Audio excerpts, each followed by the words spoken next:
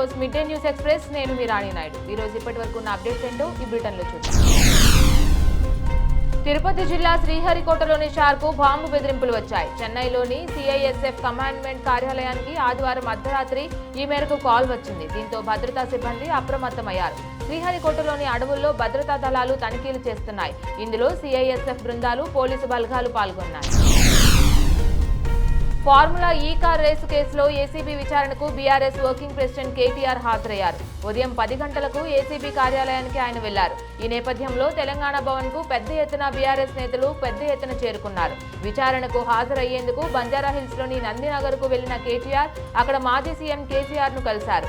ACB విచారణకు హాజరవుతున్న నేపథ్యంలో పలు అంశాలపై కేసీఆర్ తో కేటీఆర్ చర్చించినట్లు సమాచారం. గ్రీన్ ఎనర్జీ ప్లాంట్ల నుంచి ఇతర రాష్ట్రాలకు కరెంటును అమ్ముకునేందుకు కేంద్ర విద్యుత్ శాఖ పలు ప్రోత్సాహకాలను ప్రకటించింది. తెలంగాణలో ఇలాంటి ప్లాంట్ల నుంచి 15,000 మెగావాట్ల కరెంటును ఇతర రాష్ట్రాలకు సరఫరా చేసేందుకు జాతీయ విద్యుత్ లైన్ల గ్రిడ్లో ప్రత్యేకంగా చోటు కల్పిస్తామని తెలిపింది. వాస్తవానికి గతంలో 13,000 మెగావాట్ల రవాణాకు చోటు కావాలని తెలంగాణ ట్రాన్స్కో అడిగింది. ఇది సరిపోదని కనీసం 15,000 మెగావాట్ల సరఫరాకు జాతీయ గ్రిడ్లో తెలంగాణకు అవకాశం కల్పించాలని భారత సౌర విద్యుత్ సంస్థ చేసిన సూచనకు కేంద్రం ఆమోదం తెలిపింది. అంతర్జాతీయ మార్కెట్లో అత్యంత డిమాండ్ ఉన్న అనేక రకాలు అరుదైన భూ మూలకాలు సింగరేణి మట్టిలో ఉన్నట్లు తేలింది.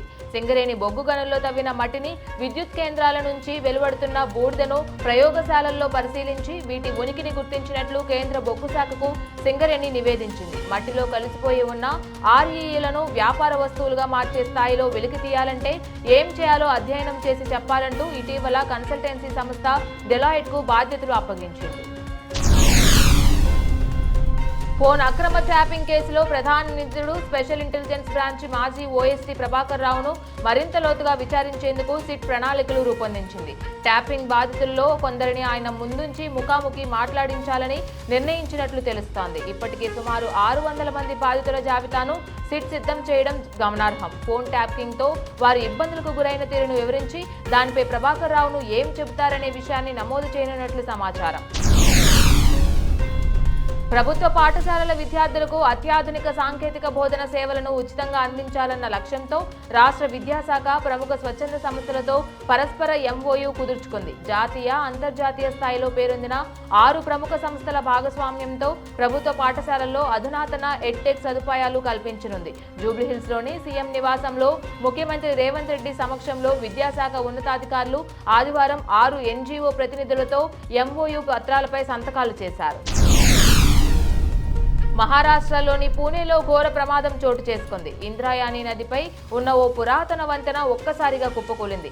ఈ ఘటనలో 6 చనిపోయారు. 35 నుంచి 40 మంది టూరిస్టులు నదిలో కొట్టుకుపోయినట్లు అనుమానిస్తున్నారు. పర్యాటక ప్రాంతమైన కుండమాలకు పెద్ద సంఖ్యలో టూరిస్టులు తరలివచ్చారు. ఈ క్రమంలోనే బ్రిడ్జి కూలిపోగా అధికారులు వెంటనే అప్రమత్తమై రెస్క్యూ ఆపరేషన్ చేపట్టారు. ఈ ప్రమాదంలో 40 మంది వరకు గాయపడినట్లు తెలుస్తోంది. వీరిలో 8 మంది పరిస్థితి విషమంగా ఉందని డాక్టర్లు తెలిపారు. అహ్మదాబాద్ విమాన ప్రమాదంలో ప్రాణాలు కోల్పోయిన వారిని గుర్తించేందుకు డిఎన్ఏ పరీక్షలు కొనసాగుతున్నాయి. బాధిత కుటుంబ సభ్యుల డిఎన్ఏ నమూనాలతో పోల్చి చూసే ప్రక్రియ 3 రోజులుగా కొనసాగుతోంది. ఇప్పటి వరకు 47 మందిని గుర్తించగా 24 మృతదేహాలను వారి కుటుంబీకులకు అప్పగించినట్లు అధికారులు వెల్లడించారు. వీరిలో గుజరాత్, రాజస్థాన్ రాష్ట్రాలకు చెందిన వారే ఎక్కువగా ఉన్నట్లు తెలిపారు. పెహల్గాం ఉగ్రదాడి తర్వాత జమ్మూ కాశ్మీర్లో దాదాపు గత 2 నెలలుగా భద్రతా కారణాల దృష్ట్యా మూసి ఉంచిన పర్యాటక ప్రాంతాలు దశల వారీగా తెరుచుకుంటున్నాయి.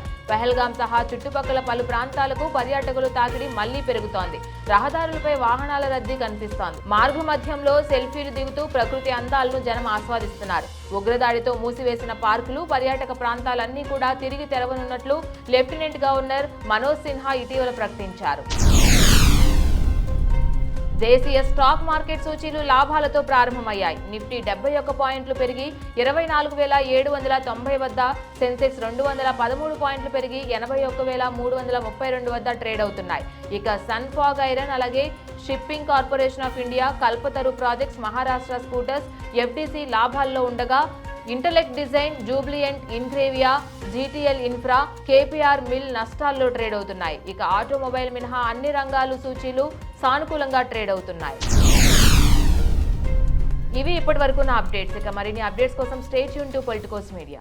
Please subscribe to the channel and download the Politicos app from the links in the description.